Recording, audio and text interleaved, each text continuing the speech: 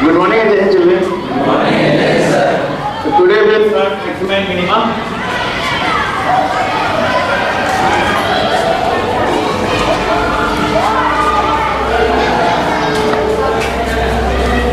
For starting this maxima and minima, we have to start first of all increasing and decreasing function. Just I want to revise the concept of increasing and decreasing function. So from there we move to the maxima and minimum. So in the case of maximum minimum functions, whatever function is given to us, fx equal to y, we first of all find out its derivative as dy by dx equal to f dash x. And then we first find out its critical point, making it equal to 0. So after getting this critical point, we are getting suppose x equal to c.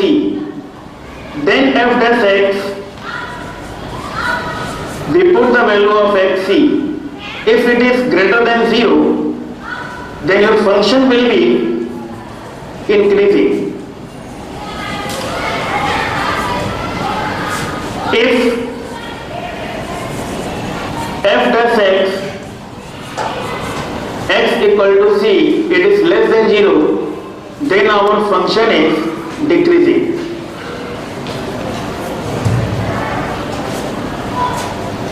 This we are using the concept of derivative just to find out whether it is increasing or decreasing function. Here also there are two types. One is strictly increasing and another is simply increasing function. Similarly, it is strictly decreasing and simply it is a decreasing function. For that, this is your function is strictly or increasing. Strictly increasing or increasing only? This is strictly increasing. Why it is strictly increasing? Because it is not equal to 0. Similarly, it is your strictly decreasing because it is not equal to 0. So now we are getting, this is the case of strictly increasing. Okay? Why are we making it equal to 0 and why are we getting it the critical value c? Because for any function fx, for example, if you are getting suppose 3x plus 4. So we will be getting y equal to 3x plus 4. So here the straight line will be, what should be the straight line? When x is 0, what will be your y value? This is your 4. And when your y is 0, then what should be your value of y? X. This is your minus 4 by 3. Minus 4 by 3 means 1 by 3. So this is your 1, 2. 1 and 2, in between this we make its 3 equal part. So this is 1 and 1 by 3. We are getting this and we join this line, which we have already studied in your class 10th. Right? So now we get its derivative f dash x. So f dash x we are getting here how much? 3, which is positive. And for the positive sign of the slope, already we studied in class 9 in the straight line chapter that whenever we are getting the slope positive, it will be always acute angle. Clearly?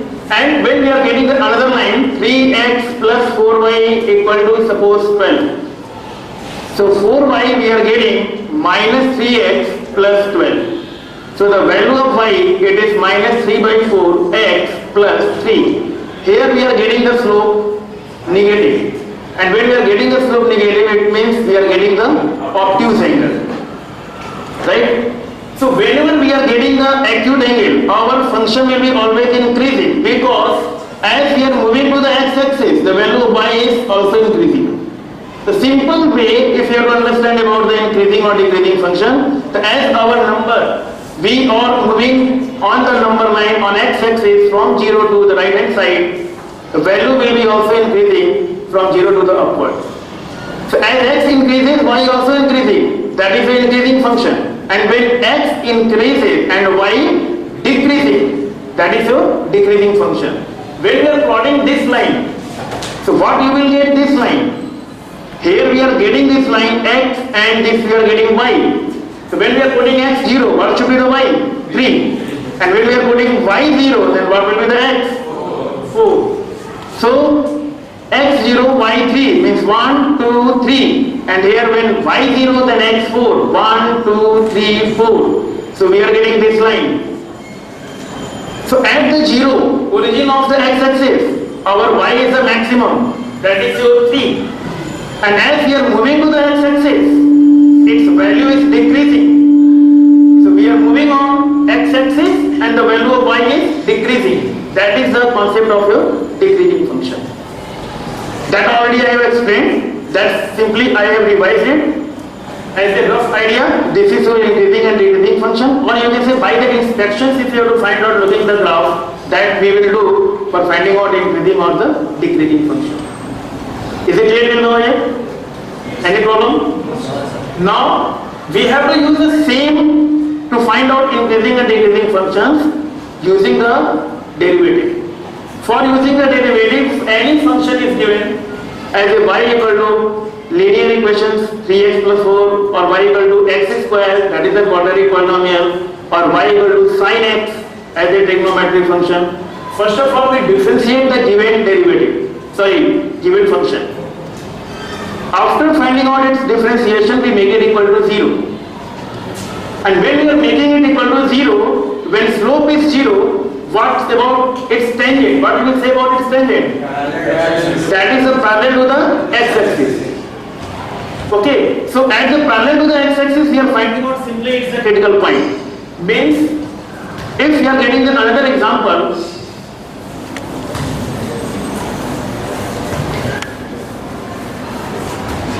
as a fx equal to sin x, this is a trigonometric function, and in this trigonometric function, we take this sine curve. Here when we are making fx equal to f dash fx equal to sin x, when we are differentiating, we are getting 0. So when f dash x equal to 0, it means cos x equal to 0. What we will get the value of x? Pi by 2. And when we are given the complete real number from 0 to 2 pi, or the anti-clockwise and clockwise both movement, so this x will be now at that position. What should be? General solution what? When a cos x equal to 0, we are writing x equal to odd multiple of pi by 2. But here we will get only pi by 2 because we have given the certain 0 to pi only. We are given the interval 0 to pi. Not given, we have taken on. Right? So when we are making it equal to 0, it means this line is parallel to x-axis, touching this topmost of the curve. And here when we are making equal to 0, we are getting the x, which is your this c. Means pi by 2 is here c. Right? So this is the case when we are getting c minus h.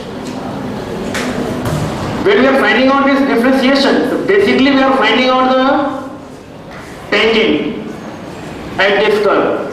And f dash x, where we are getting c minus h, our sign will be what? Positive. Because pi by 2 minus h, cos pi by 2 minus h. Cos pi by 2 minus h means in which quadrant it will go? In the case of your sign, this is the first quadrant, this is the second quadrant, this is third, and this is fourth. So it will go to the first quadrant. In the first quadrant, your value will be positive always. Your cos x value will be always positive. So dy by dx we are getting positive. It means this is your positive sign, means this is your acute angle. So your function is increasing, and by inspection also you can see when we are moving from 0 to pi by 2, this curve is increasing. And when we are moving to pi by 2 till pi, this curve is decreasing. Same case when we are getting the pi by 2 plus h, because c is your pi by 2. So pi by 2 plus h, the value will go to the which quadrant? Second quadrant. So in the second quadrant, cos will be positive or the negative? Negative. So we are getting the slope here negative. Means this is your function is decreasing. So this is your increasing, this is your decreasing. Now from here, if you have to find out now maximum and the minimum. So see here anyone problem, because it is a simple revision of a previous topic of the increasing and decreasing function. Now we are moving to the maximum and minimum. How to find the point of maxima or how to find the point of minimum. For this, we have the two process. The first one is first derivative test, and the second is second order derivative test. So first of all, we get first order derivative test.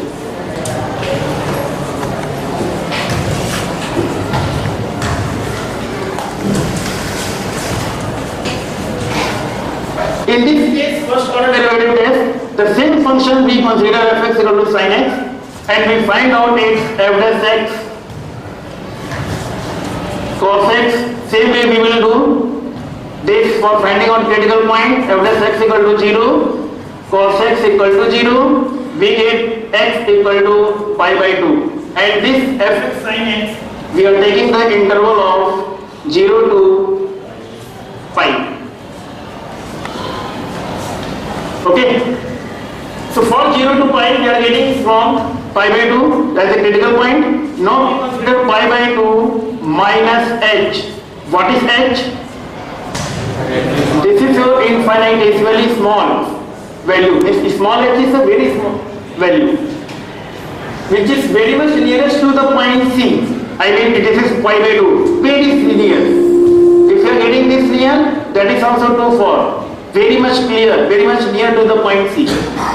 So pi by 2 minus h, your sign will be already, you have seen in the increasing function, it will be positive. And pi by 2 plus h, you have seen it is a sign of your positive. So whenever we are moving from negative to the positive, means when our slope changes from positive to the negative, as we are moving from left to right through the point C. Through the point C means covering the distance of point C. Okay? And it changes from positive to negative, then your point C will be the point of maximum. Right?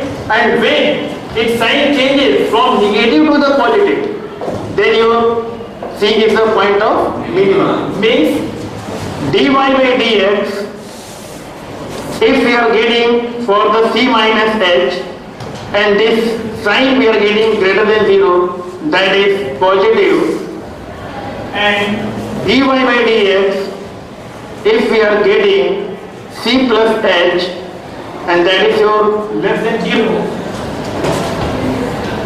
that is negative.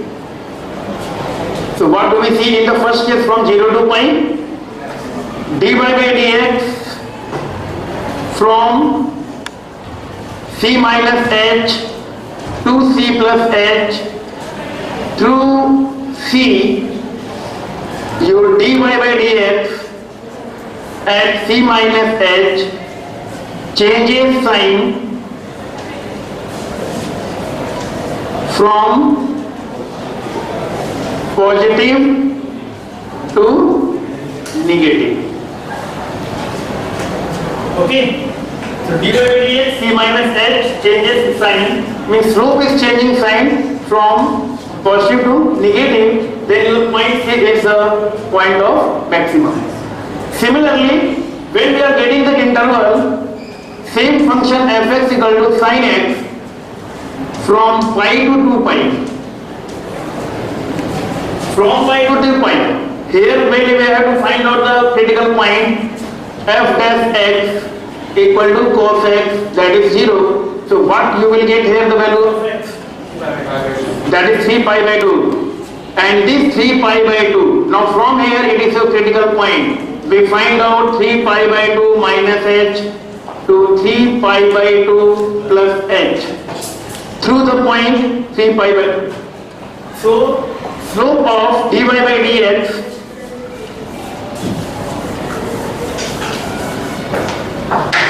the slope of your this dy by dx C minus h changes to dy by dx C plus h from negative to positive. When its slope changes from negative to positive, then the point C will be the point of minima.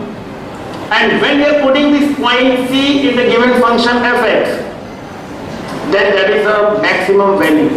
And when we are putting this value 3 pi by 2 in the given function, so this value we are getting, this is the minimum value.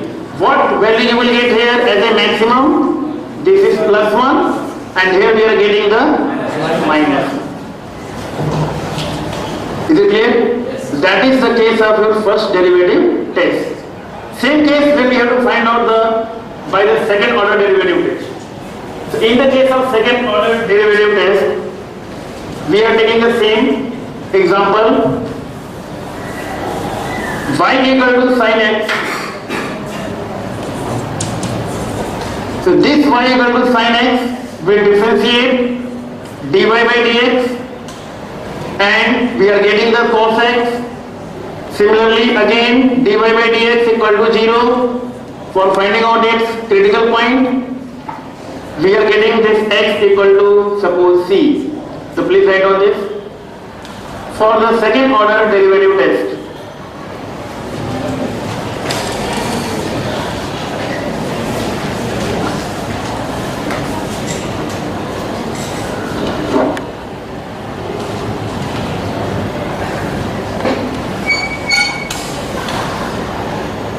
let the given function is y equal to fx.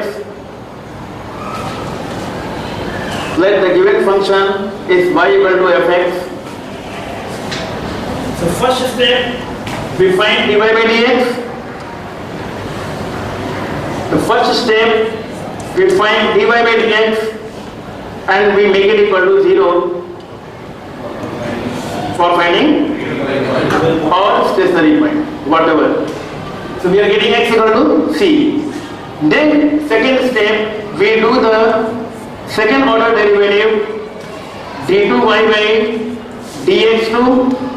This we are getting minus sin x.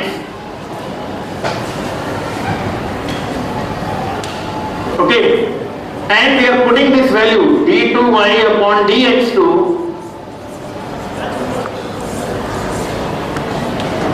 x equal to pi by 2. What are we getting this value? Minus sin pi by 2.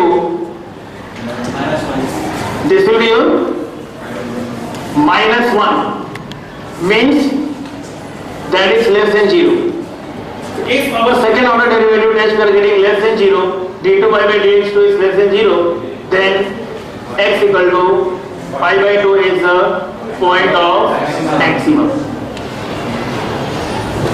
And if we are getting d2 pi by dx2 greater than 0, then the value of x is the point of minimum.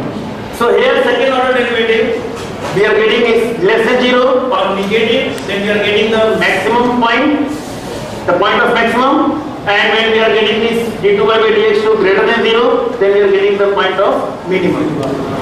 Right? If third step, if d2y upon dx2 equal to 0,